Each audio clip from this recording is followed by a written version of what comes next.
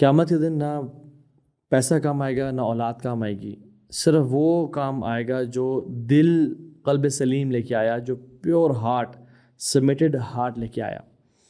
من خشی الرحمن بالغیب وجاء بقلب منیب، کامیاب کون ہے؟ جو رب کو بغیر دیکھے ڈر گیا اور اس نے اس کا تقوی اختیار کیا، وجاء بقلب منیب، اور ایک ایسا دل لے کے آیا، not the brain or hands or anything else، جو ایسا دل لے کے آیا۔ سو اسلام کا جو سارا فوکس ہے وہ دل کے اوپر ہے۔ اسی لیے تو اللہ کے نبی صلی اللہ علیہ وسلم فرمایا التقویٰ ہا ہنا، تقویٰ جان لو یہاں ہے، یہاں نہیں کہیں اور، ہاں یہاں پہ ہے۔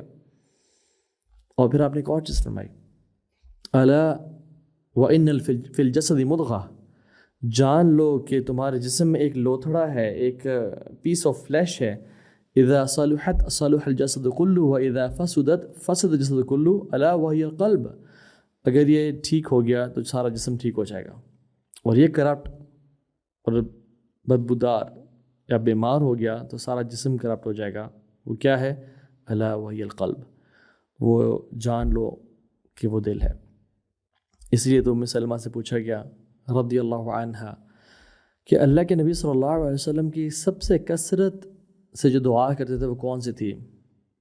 کیا فرمایا؟ کان اکثر دعائہ یا مقلب القلوب ثبت قلبی علی دینک، ان کی کثرت سے کی جانے والی دعا وہ یہ تھی، اے دلوں کو پھیرنے والے، میرے دل کو دین پہ قائم رکھنا۔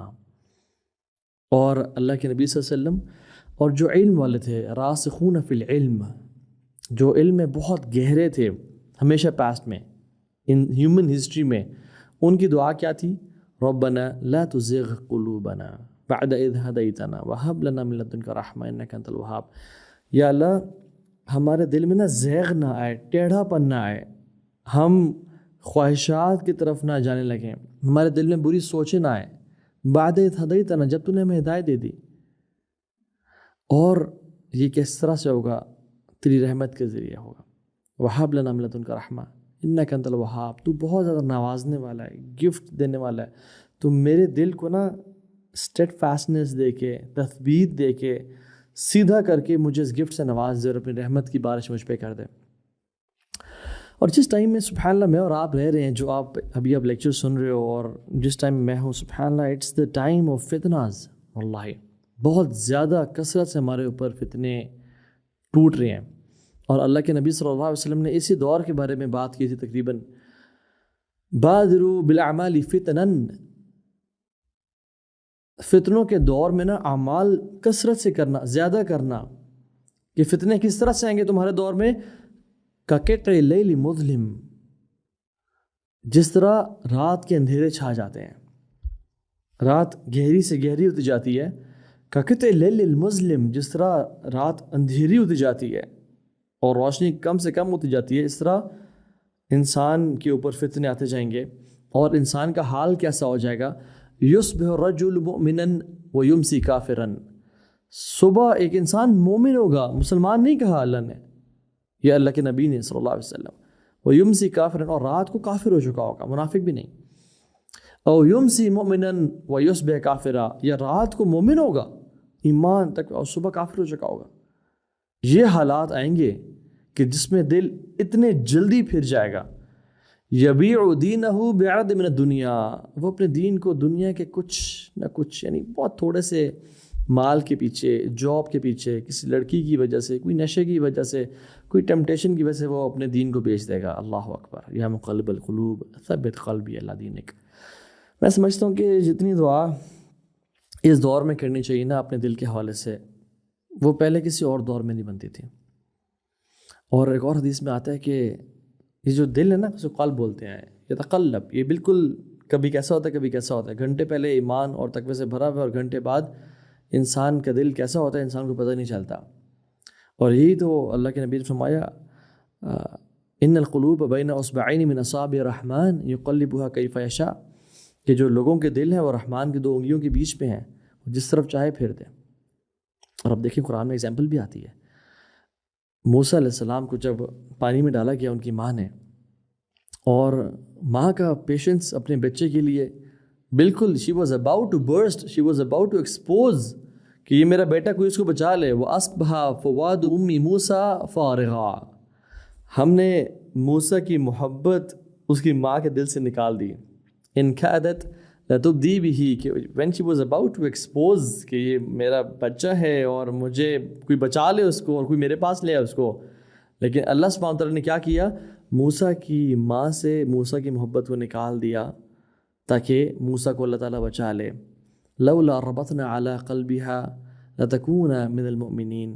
یہ جو ری ایشورنس دی نا اللہ نے موسیٰ کی ماں کو، اس کے بغیر وہ اس اسٹیڈ فاسٹنس پہ اس چیز پہ کبھی نہ ڈٹ سکتی جو اللہ نے ان کو سے وعدہ کیا تھا. تو اگر اللہ سبحانہ تعالیٰ موسیٰ کی والدہ کو ری ایشورنس نہ دیتے اور ان کو ان کے اسٹیڈ فاسٹنس نہ دیتے اور ان کے دل کو لولا ربطنا علی قلبها، اگر ہم ان کے دل کو ری ایشور یا تسلی اور اسٹیڈ فاسٹ نہ کرتے تو وہ اس چیز پہ نہ رکتیں اور وہ ایکسپوز کر دیتی کہ یہ موسیٰ میری اولاد ہے اور موسیٰ قتل کر دیے جاتے. سو اللہ سبحانہ و تعالیٰ جب چاہیں دل سے کچھ نکال دیں اور جب چاہیں دل میں کچھ ڈال دیں. تو یہ دل اللہ کے ہاتھ میں ہے. ناؤ ہیونگ سیڈ دیٹ، میرے اور آپ کے اور تمام انسانیت کے دل اگر ہم قرآن کو کھول کے پڑھیں اور سلف صالحین کو پڑھیں اور ابن القیم جو کہ اسپریچول کارڈیولوجسٹ ہیں ان کو پڑھیں تو تقریباً 3 طرح کے ہیں. اولاً قلب سلیم، سب سے پہلا دل جو قلب سلیم ہے، پیور ہارٹ ہے، سبمسیو ہارٹ ہے. ثانیاً سیکنڈ قلب المیت جو کہ ایک ڈیڈ ہارٹ ہے، مردہ دل ہے. اور تیسرا قلب المرید جو کہ ایک بیمار دل ہے.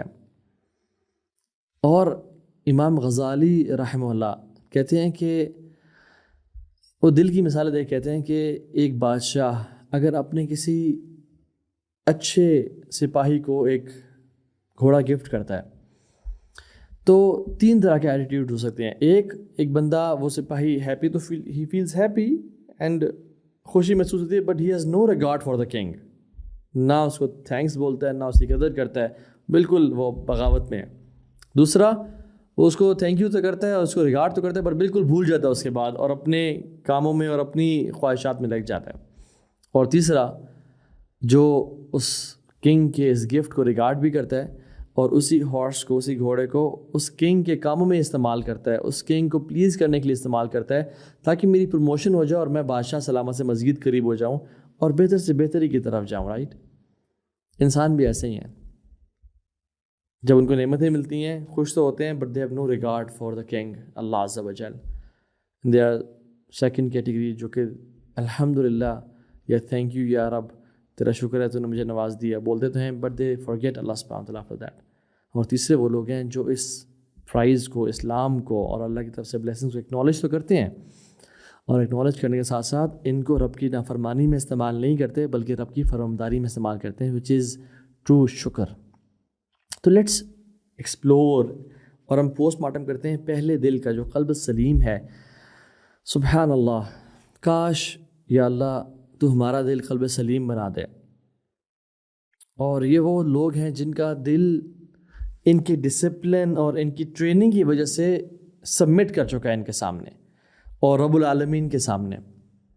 سلف صالحین کے اقوال ملتے ہیں کہ ہم نے اپنے نفس کو اور اپنے دل کو 20 سال کے لیے گھسیٹا اور گرائنڈ کیا اور اس کو اپنی مرضی پہ چلایا، پھر یہ قلب سلیم بن گیا اور پھر اس نے ہماری اطاعت شروع کر دی. It's like a horse, untamed horse. ہر انسان کا دل انٹیمڈ ہارس کی طرح ہے.